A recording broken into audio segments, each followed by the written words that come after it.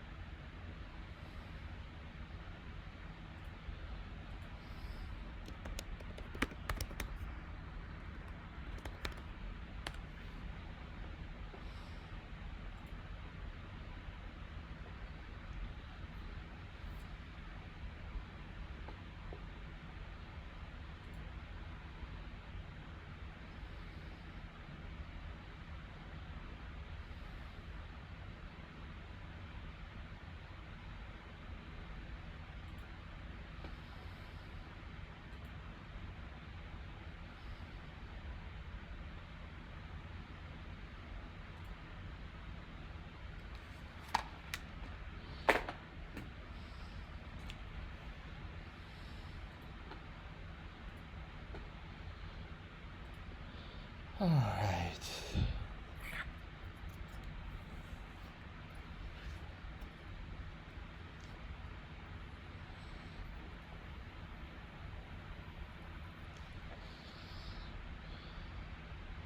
Okay. I'd say mostly a strong game. This is a type of game that I want to get a second opinion. You know when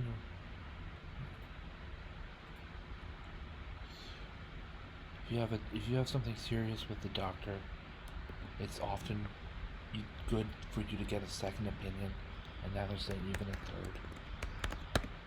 Well, this game felt stronger to me than 70 and 78. So, what I'm going to do is go to leechess.org and get a second opinion about the accuracy of this game. Lichess, there's certain differences between how the evaluations are, and I don't want to get too far into that.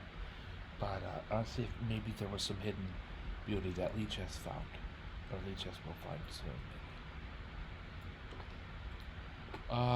Yeah, what a game! I mean, didn't I lose the exchange and was able to rebound from that?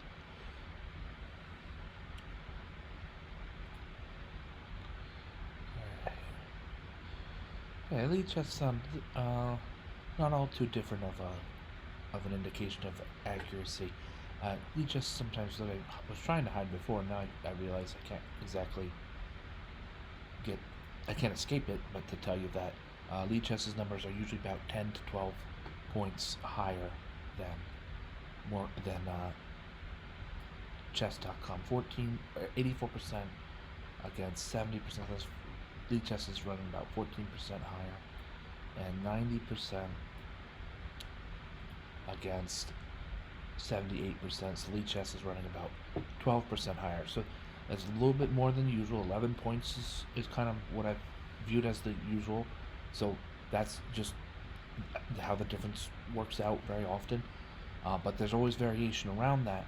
And I feel vindicated. I say, well, I thought 78%, I thought I played better than that. So you would add 11, 89%, and then Lichess is even above that.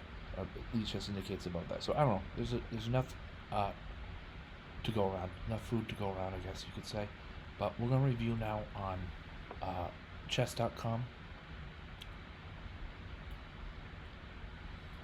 Oh, and while we're talking about Lichess, I will also advert that in addition to the accuracy number, there's some indications of the spread of whether it was inaccuracies, mistakes, blunders. That's common for this type of analysis. And then also a really cool average centipawn loss. Kind of helps put the game in perspective in terms of, like, on average, were you losing against best move a full 2 pawns? That would be like really inaccurate. Or are you losing against best move 2/100ths of a pawn, and you're practically a computer yourself at that point. Not in a negative way, and not literally either, of course. So, without any more ado,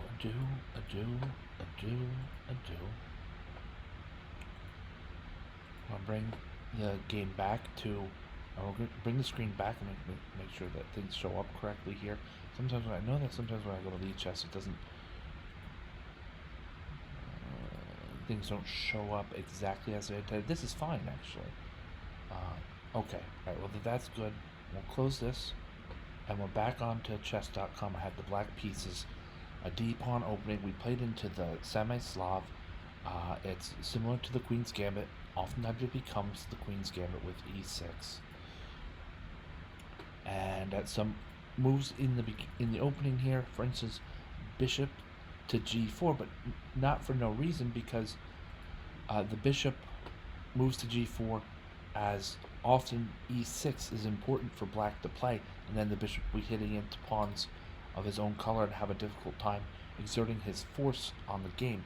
My opponent played counterpuntal tension to this idea quite well. I played knight to f6, and then with h3, I'm pushing back. I'm retreating to h5. I don't want to break this pin if I don't have to. What I'm trying to get to happen, some of these moves are parrying against each other with the fact that I want white to have to play bishop to e2 before the pin is broken, or in order to break the pin. Bishop to e2, then I capture on c4.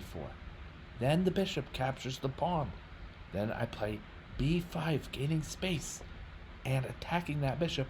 He goes back to e2, where we want to ultimately make white lose multiple tempos of initiative. I know that you wouldn't normally say tempos of initiative, right? But I have this whole reason because sometimes in chess we talk about time, but in addition to space, king safety, mobility, material, there's time. And this is as espoused by the great Grandmaster Yasser Seirawan. I add to that clock. So we have all those things, but the last two are time and clock. That doesn't work for me, so I call it initiative and clock. And time is when you ask your buddy, what time is class or something like that. So instead of time being a part of mine, I call what Seirawan calls time initiative. And the clock is pretty darn obvious, right? When I say clock, I'm definitely referring to the clock, 9:53 and 9:28. For me, that's also self-explanatory. All right, so those are my 6 fundamental forces of chess. I don't know if we might get to a point in this game where we want to utilize that way of deeper analysis into a position. We're not quite there yet. We just know that black and white are struggling for how and when bishop e2 occurs. It's clear my opponent is aware of it. To me, my opponent is aware of this idea. a3 is a bit of a waiting move, right? Because you don't want to commit yourself to e2. It's, and then knight to d7. Well, for black, that's pretty much a normal developing move, so good for me. And so as some of these pieces develop, we're just leaving this question of the d pawn and the c pawn on hold for the minute. I played e5, and I think this leaves too much to white's advantage of capturing on d5. This is the computer now demonstrating that in a moderate to lengthy sequence of moves,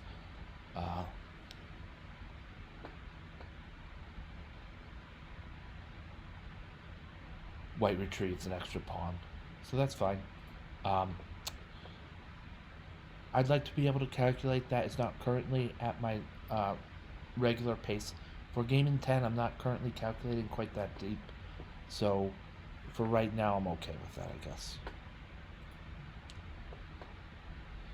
Alright, so we see that black kind of wins this this waltz, this dance, this tango of patience, where white eventually plays bishop e2, and now black, as we kind of thought would happen, d takes c4,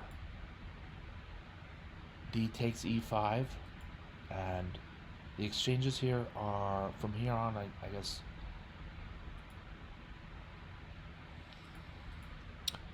the move order here isn't great on white's part.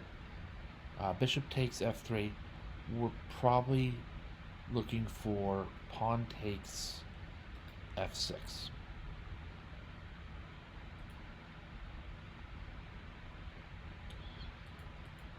Okay. Alright, so the computer indicates g takes f3 is better for white than in the game. But still not, black still retains an edge after g takes f3.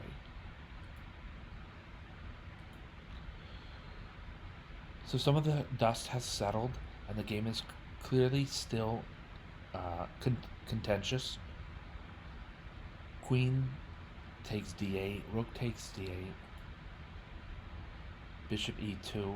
Smart. I like this. This just it's just downright positional awareness, uh, tactical awareness.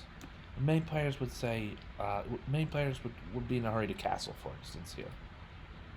What does castle do if your pawn shield is broken by knight takes e3, g takes e3, and we've got these double pawns. Black controls the e file very strongly. This is not. This is looking good for black.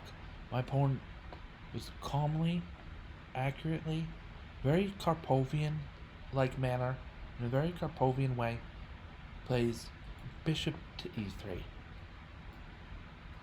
spreading in a way that covers my very powerful e5 knight, covers his movement strongly. He's not going anywhere too much with that bishop there on e2. I might have said e3, I meant e2. In addition, it's pressure against c4. Okay.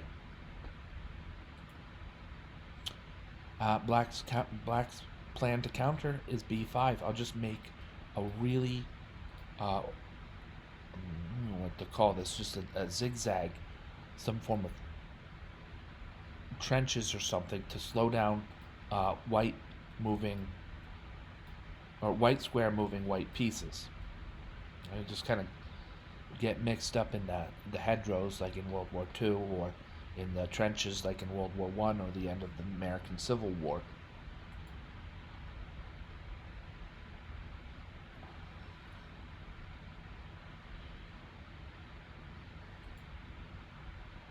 Nice, good, solid moves. Another one of these there's moves where, in this case, I show some really good, solid and positional awareness. Castles, simply castles. King's safe, rooks are connected. And why is castles so great? Two, because king to e7 is just a little bit dangerous with the rook in some variations coming into d5 with check, and maybe he's a little more active, but just castles is fine. We could also throw out there the idea of rook to d1 check, but that doesn't do black a whole lot of good. Then it's bishop takes d1, so what? So instead, castles. Black holds on to a grasp of the d file. We're still contending the d file. This is a strong and important point in the position, whether black or white has control over the d file. Castles is good just with the rooks connected. White can't grab the d file for him, her, or they self. Rook takes d8, and rook takes d8, and black still has. Now black has even more control over the critical open and central d file.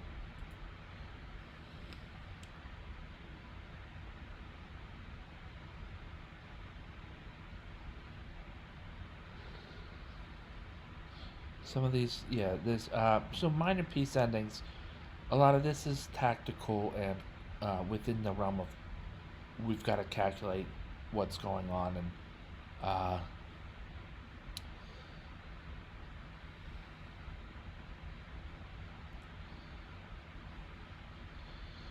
not all that much that's all too crazy about this.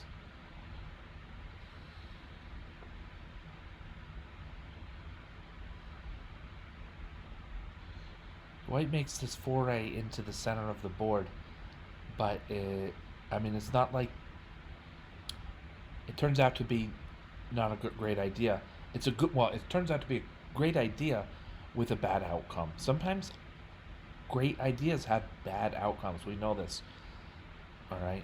If anyone's studying industrial organizational psychology, think of groupthink, or there's an idea that addresses this more directly. But back to chess.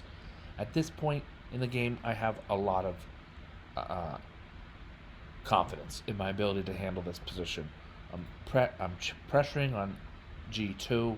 We're pushing white's king back. The idea of d5 to d4 check is to push white's king back, and soon enough he's going to have to make a choice of stopping the central pawns and their push, or stopping the flank pawns and their push. And if that weren't enough, my knight might, in certain circumstances, you know, grab a pawn somewhere, like back to d5, and then we're attacking the pawn at f4. So this is going to be an endgame positional collapse, and black just pours it all in, pours it all through here. We're going to stop the counter threats before they start.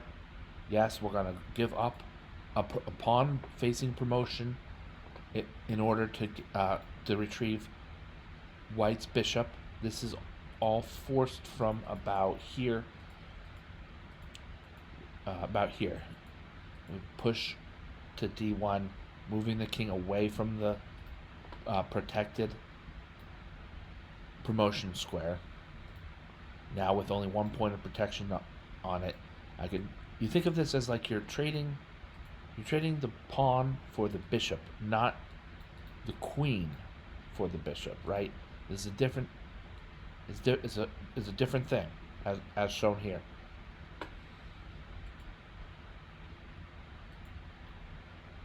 Queen to d1 check. So the only move would be bishop to d1. There's a number of ways for black to handle this.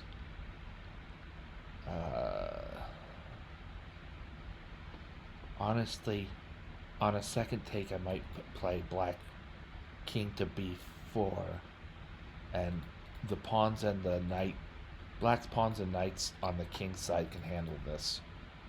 So let's try. So as we saw at the end of the game, is so like this, and then we're gonna go back to that point we just were at, and from there.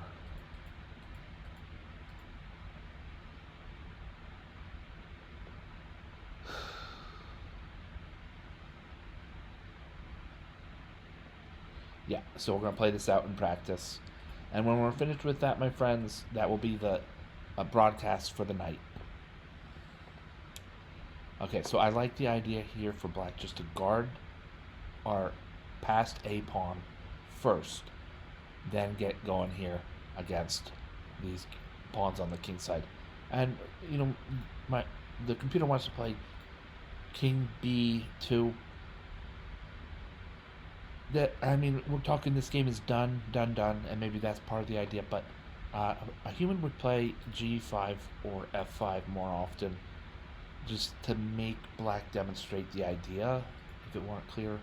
And it doesn't, let's try, I will force pawn to f5, okay? Knight takes f5. Pawn takes f5, and then we start marching along the h file. If white commits himself all the way to the h file, then we answer with if white commits himself all the way to the h file, then we respond with a file progress towards promotion on a1. Right? White cannot stop both these pawns, and additionally, any move like f6 gets stopped immediately with g takes f6. All right, so this game is done. So that's one way to wrap that up. And then the other, so instead of pawn to f5, you might see something like pawn to g5, then you play g6, right? Any move to try to promote on the f file, it's captures, and even if now the g pawn can move, it's captures by the h pawn. So black will win this. Alright. So that's it. That's the stuff. But that's the stuff. No. Not good. Let's say white wants now to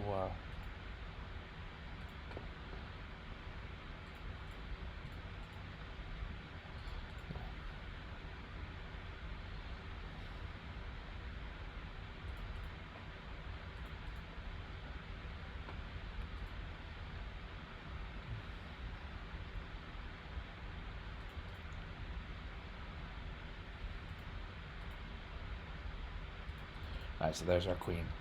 And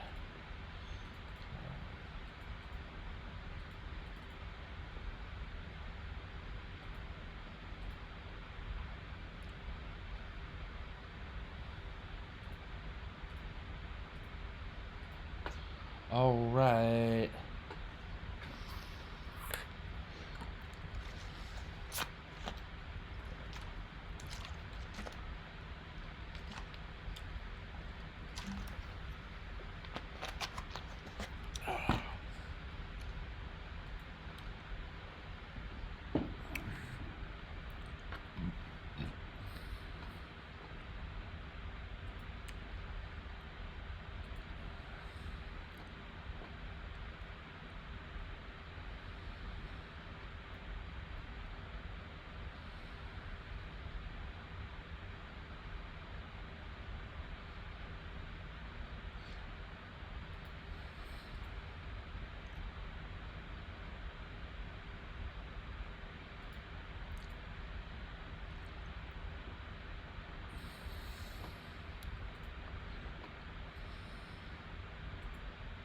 All right, guys, gals, and peoples. Um,